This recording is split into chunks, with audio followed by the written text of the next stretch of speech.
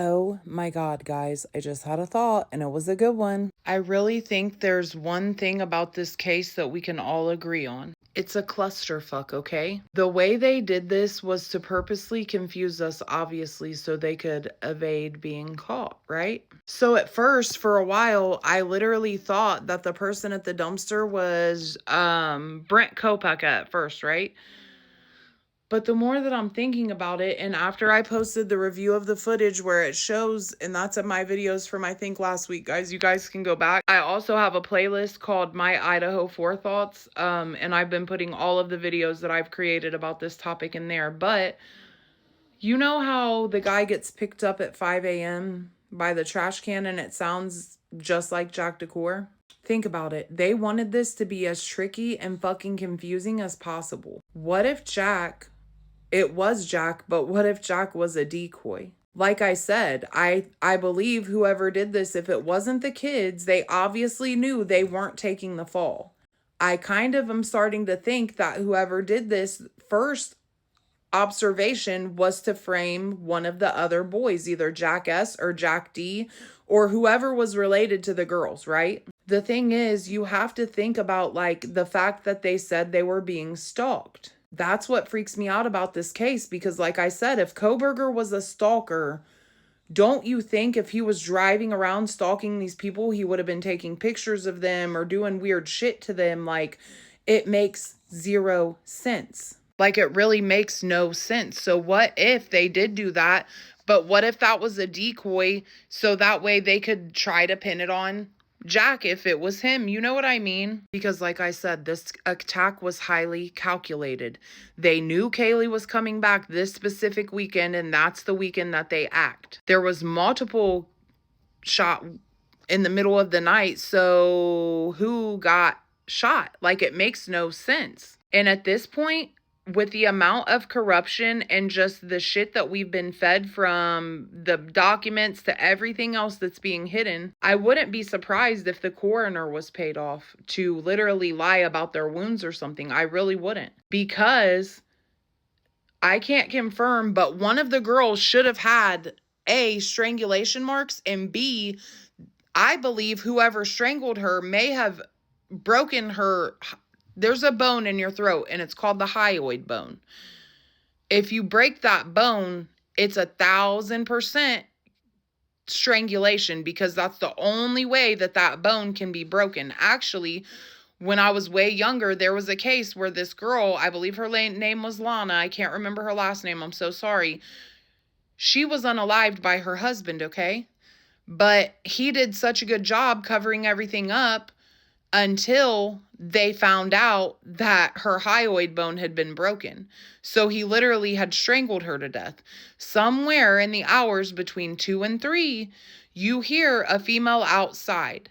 I don't remember what the man said to her, but you can clearly hear that they're outside. She was specifically telling him, "Get off of me, get off of me." And as soon as she said it, everything goes completely silent.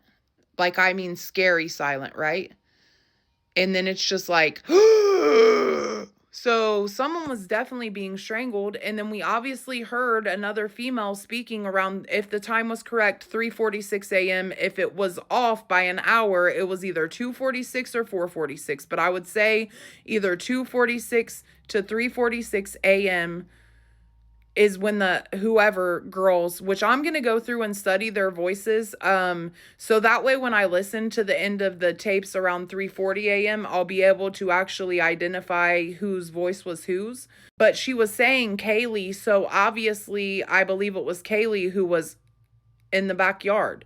But you also heard gunshots. You also heard that car wreck. So like, did someone get hit? I promise you, once I thought about that thud, I mean, that was a very distinctive thud that we hear after Ethan starts chasing them. I wholeheartedly believe that somehow they chased him up to the 3rd floor. Maybe he was trying to get away and jump. And I think he got pushed off the balcony, which is crazy because someone just sent me something saying that they believe that Ethan's feet had actually been removed. But I mean, if you landed on a balcony, if you were on a balcony that high and you got pushed off of it, It would A, definitely make a thud like that. B, I told you guys from day one, if you guys pay attention to the cement on the back porch by the freaking patio in the deck, you'll see that from the first night the crime scene pictures was taken, over time, the concrete went back to being white. And there are literal photos of the concrete being completely cleaned. You could see small stains, but when you've studied forensics for so long, you understand the way that blood pattern is, which is another thing. I would have loved to see the way the actual pattern of the blood was, because that tells a lot. You can tell the angle, the degree, the way someone was shot, the way someone was stabbed by the blood splatter, which is why I believe they worked so hard to get rid of that. Another thing I'll be researching this week, as soon as I get some extra time, is the fact that Maddie had a roommate before Kaylee. She was very close to this roommate. I haven't and can't remember her name. I do believe that I heard it once, and I think I even saw a video with Maddie. And I don't know how she passed away, but is that not strange that both of Maddie's best friends end up dead? Is it not strange that the cops have been out there for 1,000 noise complaints? Why would nobody think about this? I understand it was a busy game night, but the neighbors heard it. They had to have heard it. Why was nobody sent out there? And then the fact that they had that domestic dispute call at 1:49 a.m. and then all of this shit takes off around 2 a.m. I think that was done as a decoy as well. I believe they called in about the DV situation. That way they knew once they did what they were doing, it would fall back on whoever the DV was called in on.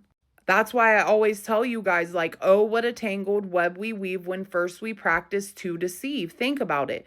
The truth doesn't change, but lies, you have to change over and over. You have to remember them. You have to keep your stories straight. Think about it. How many times have the fucking stories changed, you guys?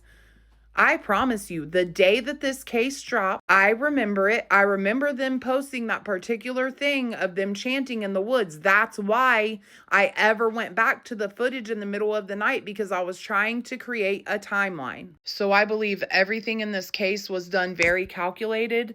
I believe that they had been watching them for months. I believe that they knew when they were coming, when they were going, and the places that they would frequent. I believe this happened from way more than one person. I mean, you hear at least two males speaking at the end whenever they're both being unalived. So I believe maybe Kaylee, Maddie, and Xana were being stalked. But also, like I said, what was going on with that live stream at the grub truck and everyone standing around and they're like, no, Xana. I mean, did something go wrong in the fight club this weekend and they had to cover it up, so they had to make it look like it was something else? Was someone in a boxing match and it got more physical and someone pulled a weapon? I don't know. I just find it highly suspicious that there was a DV call. Jack Decor, someone who looks and sounds just like him, is getting in the car. You have to think about it. Whoever did this is so sick and sadistic.